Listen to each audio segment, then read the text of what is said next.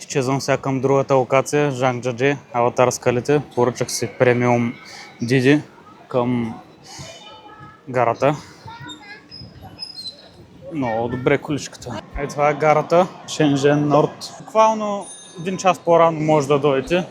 Минава се много бързо security проверката и отидете вече да чакате. Аз дойдох пак час 15 минути по-рано. 6 часа път имаме до Жангджаджи с бързия влак. Просто има твърде много спирки, май 8 спирки или нещо такова и това го бави влака, иначе много бързо се стига. 1200 км, нещо такова го гледах до там.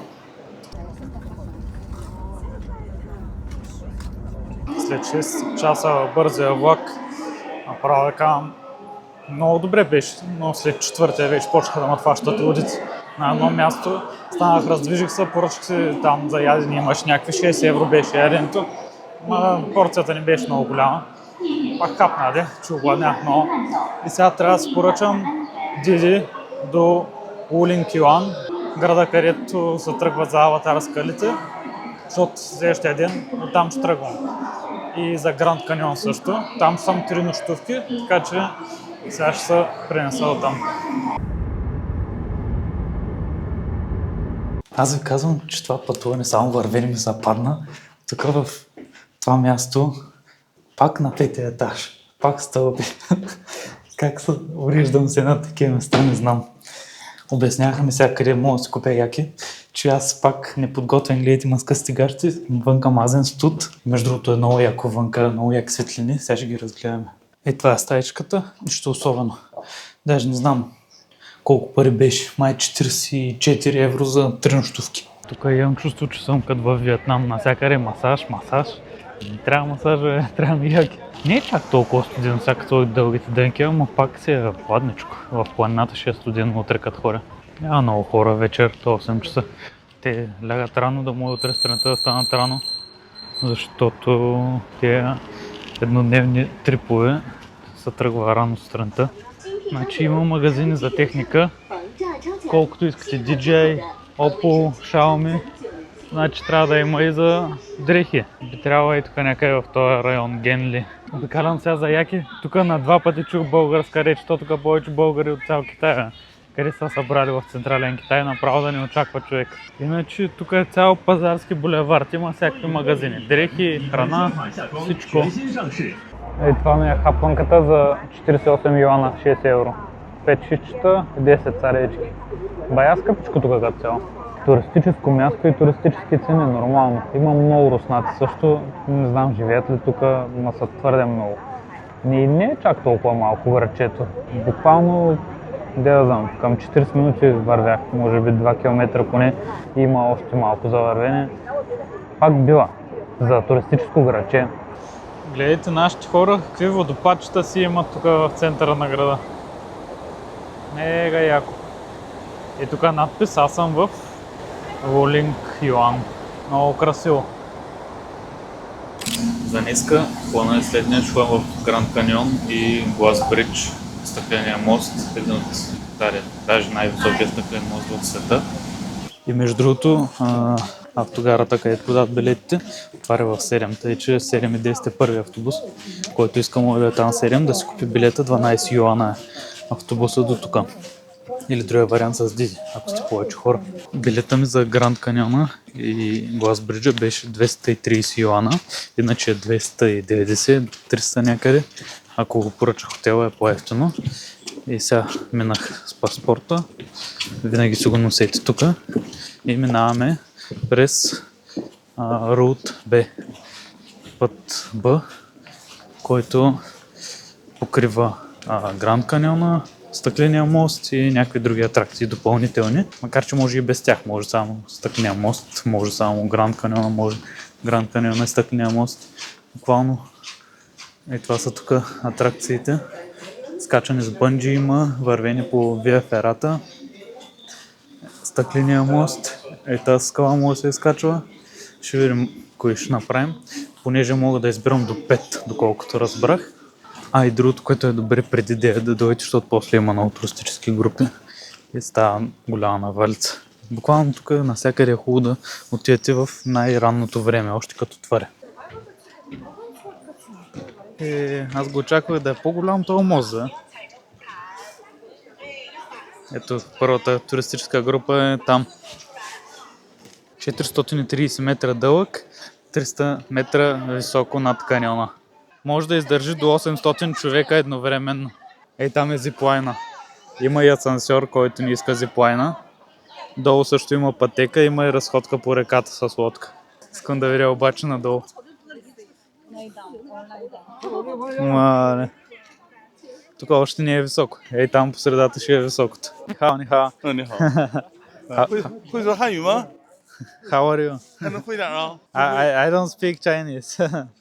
我不懂英语，你也不懂汉语，我们俩是说到一起。 Тук с някакви китайци се заговориха, ама аз като не говоря китайски, какво да им кажа? Всичките само Херово знаят. Над каньона 300 метра с 3-слойно закалено стъкло. А фератата, по която се минава, е там по тези скали.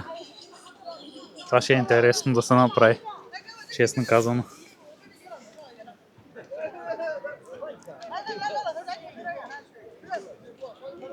Мислих, че една идея е по-страшно да гледаш надолу тук през стъклото. Ама, честно казано, от тук е доста по-страшно да гледаш през парапета. А тук по средата има възможности за бънджи скок. 260 метра. Цената му има и тук 1998 юана, което е към 200 и нещо евро. Като цяло очаквах да е по-широк самия мост. Поне на рилсовете, дето съм гледал. Доста по-широк ми изглеждаш. А той е реално някъде към 5 метра. Иначе ще го науча накрая как точно се произнася. Джанг Дзя Дзе. И там горе има къщи по планините. Първото място, което ще видя тук е вървенето по стъкло. Само че се хлъзга. Предпочитам да не вървя много. Те пред мен щяха да паднат. И ето го моста отстрани. След малко вървене. Другото, което може да се пробва е да летиш с VR камера. Гледайте какво става. Зоро. Маската на Зоро. Ело. О, той е с балон. Само, че няма мога да ви снимам сигурно тук. Буквално се носи във въздуха. Това е мега странно. Буквално не знаеш къде се намираш. Не знам дали сте пробвали VR очила. За първи път ми е. В момента летя се едно с балон. Ега ти якото. Много як експириенс, честно. Ако идвате го пробвате със сигурност на 100%. Ето тук тръгва зиплайна. Додолу. И там по средата и после се пускаш с парзалка надолу. Ще я пробваме и нея. Айде да пробваме този асансьор. После може да се качиш нагоре. Нищо особено.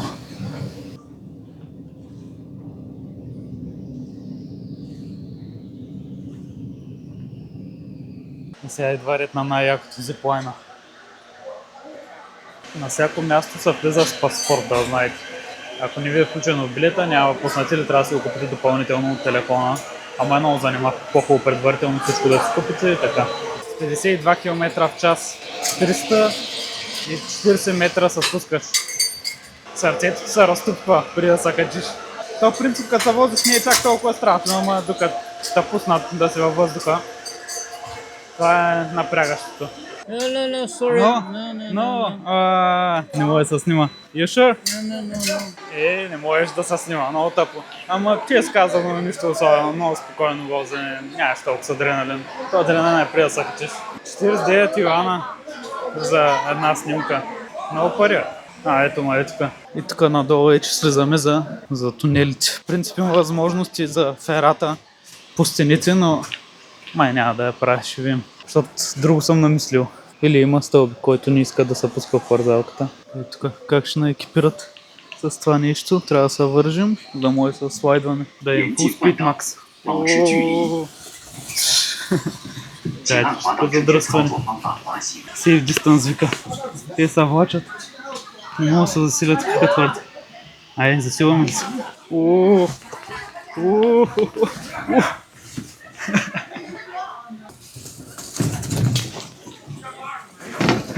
Да я босна ли тази баба?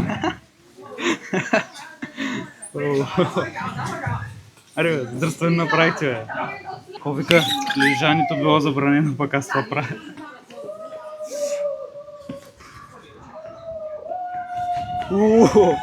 Това много се засилва. Бе, яко е, интересно. Тук долу е разходката с лодка. Ама се чуя дали да я правя. Много жега направо.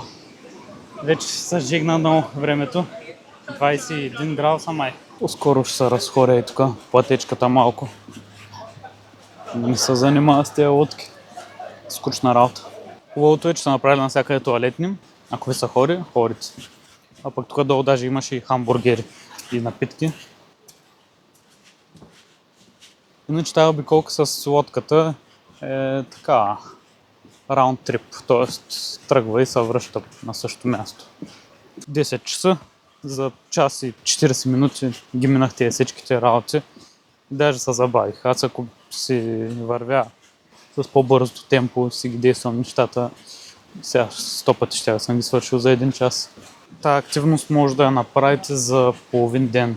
Няма и толкова. Ако имате примерно половин ден до чекаута от хотела, правите го сутринта и след това се чекаутвате. Честно казано, никакво време не отнема. Аз ако знаех, можеш днеска да отида на Алтар скалите. Водопад се открива. Еха. Красота.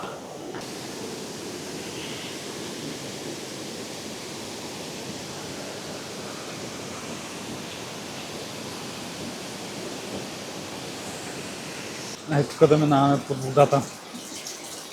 Газ. Дева.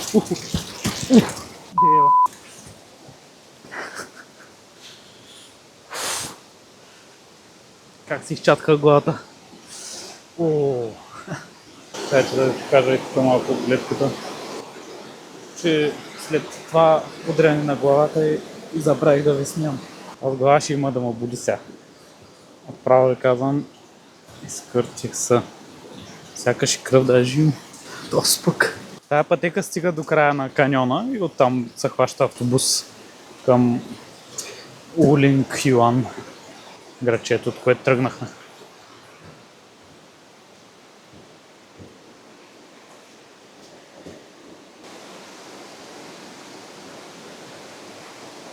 Ето тук има табела, че е 3 км до края. А пак там, дето си изхака главата, даже пише да си пазиш главата. Аз го прочетах и се изхаках. Заслужава си човек да дойде се разходи чрез въздух, да се надиша. Това парк е огромен. По принцип, тая цялата зона е защитена от ЮНЕСКО 400 квадратни километра. Представете си колко е голямо това нещо. Сигурно колкото България. Сега се погледнах с камерата на телефона, наистина има кръв тук отгоре. Направо отрезен. Идва в Китай, удря си главата. Да пробваме за страховката дали въжи. Тук на някой му е потънала лодката, като гледам. Уникално време. Буквално където да отида си се пада да е хубаво времето. Не знам как така става. Тук е още едно място, където се слуша водата. Отгоре доста отвесни тия скали. Трябва да внимава човек, защото да не падне нещо. Но на мен ми е достатъчно вече, че се удари главата. Тук гледайте колко ради има. Говори се, че това е бандитската пещера. Някакви бандити от Гуандонг са живели тук, в тази пещера.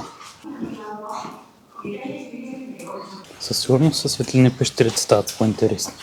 И до сега съм видял, мисля, че 4 туалетни по цялата пътечка. Добре направени. Представете си колко добре се поддържат нещата.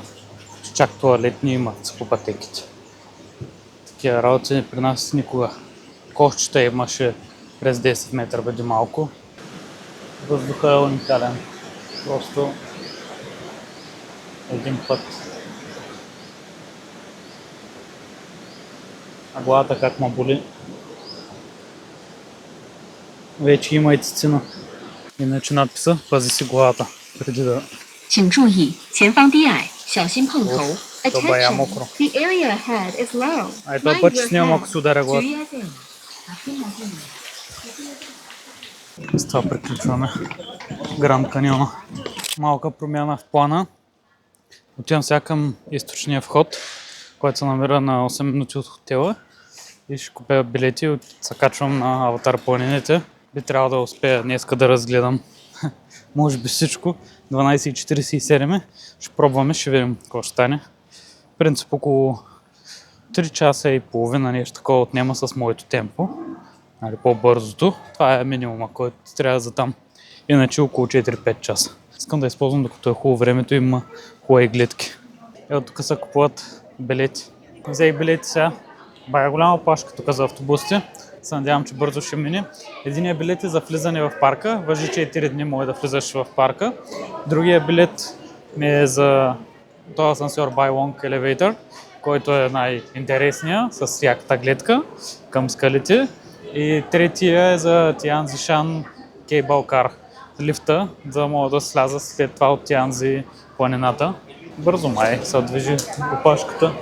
Пълнят автобусите един след друг. Сега първата спирка е точно място, което е вдъхновил Аватар филма. Преди него имаме обаче Bai Long асансьора. Има много различни възможности, какво ще видите, как искате да обиколите парка, така че според времето. Аз към днеска да свърша всичко. Утре ще съм по-свободен и ще видя какво ще правя. Между другото, цената на тези 3 билета беше 388 юана. Иначе, ако искате с неограничен достъп до тези лифтове и асансьори, 577 юана с входа всичко, което е към 68 евро. Те взеха местата. Мале, гледайте, уникални те скали, са огромни. Тук сега сме на долната станция за асансьора Bai Long. Те с автобуси карат като луди, спирките не се чуват коя е.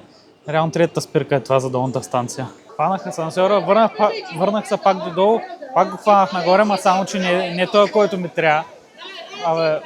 Объркана работа. Първо се фаща един асансьор за 2 етажа и след това от него се слиза и се отива към другия Bai Long.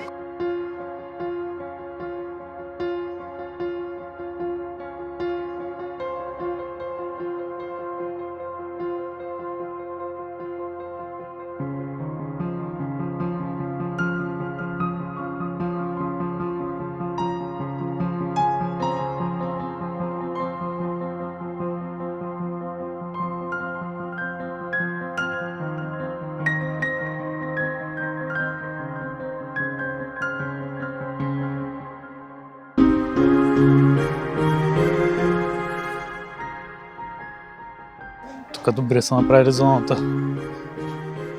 Ама като слезеш от асансьорите има захапване, има магнитчета, сувенири, търговска част.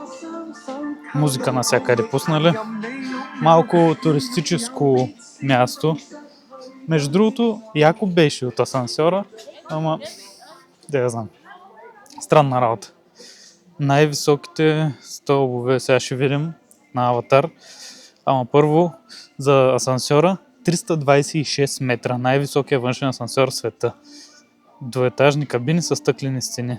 По-малко от 2 минути за тези 326 метра. Спестява на туристите около 2 часа пеша. Представете ли си? И сега в момента отиваме да хванем автобуса за една спирка. И отиваме към Юанцзядзе. Планините Аватар. Опашката за връщане. Направо ужас. Те китайци са много нагли, бутат се, пререждат се. Значи по-зле са от нашите западните туристи. Къде е посоката? Всеки спрял, където му падне. Ужас е просто. Там май в право. Гати ужаса.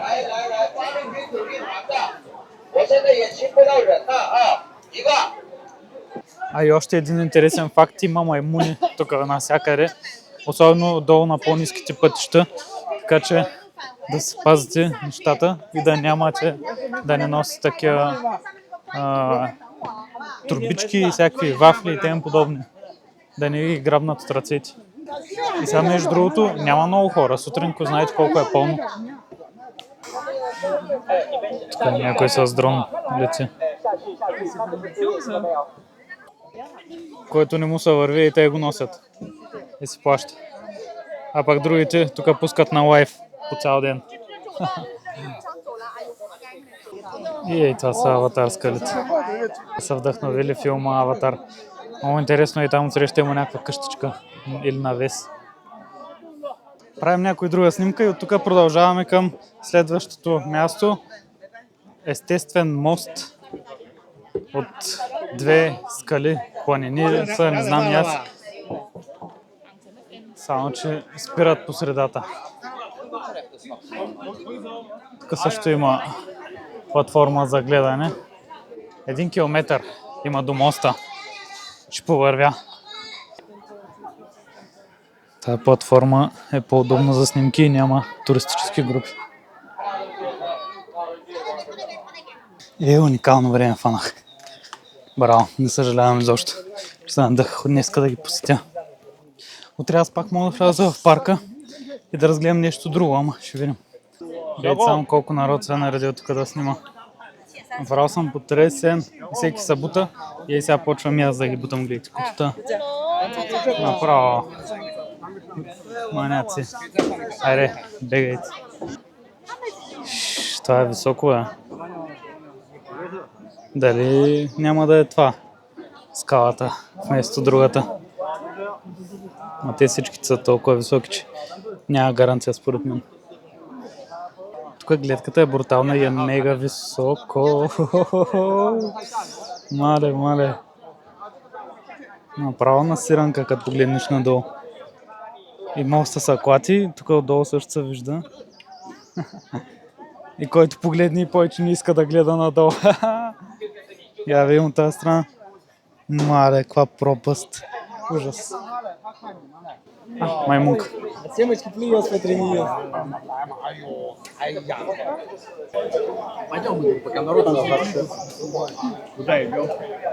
Схапва. Пак 2 дрона, 3 дрона, ужас. Тези хора нормални ли са? При толкова много народ да пускат дронове. Буквално като повървите малки, може да видите някои от другите стоянки за снимки. Така че не е задължително да се снимате където са абсолютно всички хора. Кухнята.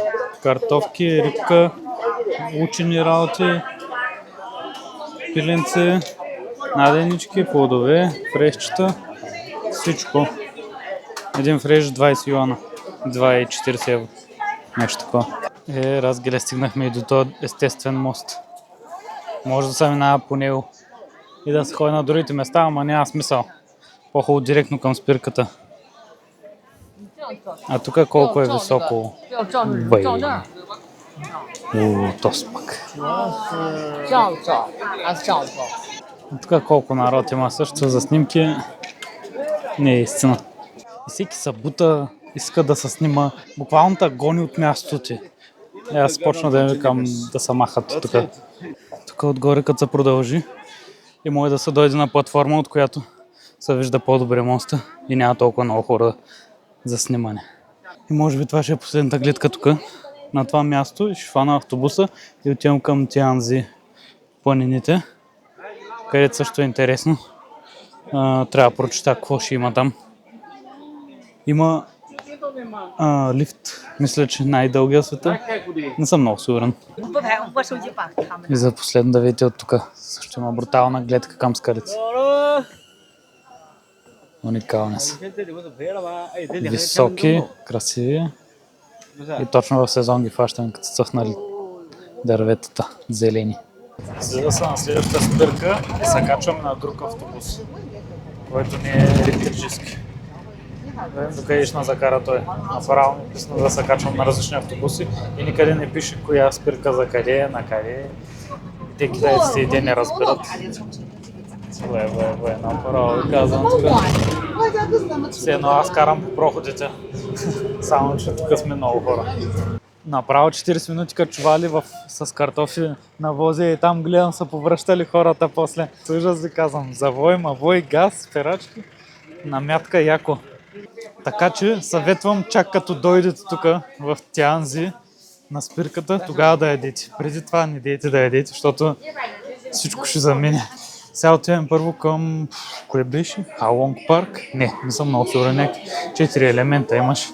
Отивам натам. С малко ще ви кажа. Значи първо е Халонг парк, после е Халонг бронзовата статуя, оттам има гледка към планините Тианзи, които са горе-долу същи като Аватар, само че с по-остри върхове. И след това отиваме до Юби Пик, върха Юби, последното място. И оттам отиваме към лифта, който е доста висок и се откриват брутални гледки. Мисля, че е най-високият тук в тази зона, но в Тианмън е по-големия, по-дълги и май по-висок, не съм много сигурен, но ще разберем като си там следващите дни. То реално е това, в което сме в момента. Това е Халонг парка. А Тианза означава император, т.е. планината на императора или планините на императора. Нещо такова се превеждаше. Това е бронзовата статуя. 这个都是纯铜的。对，你看，不是有个词叫牛市拍马屁，经常过来会拍马屁，所以你看马屁不一样，是它的地方。 Прочитах си инструкцията от хотела. Тук има Юм Кинг Рок. Скалите точно, които са. И за тях трябва да се слезе.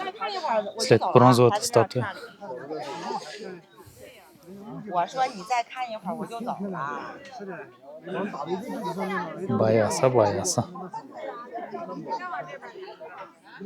Видите как и там е като граница, такова отвесно. Цялото.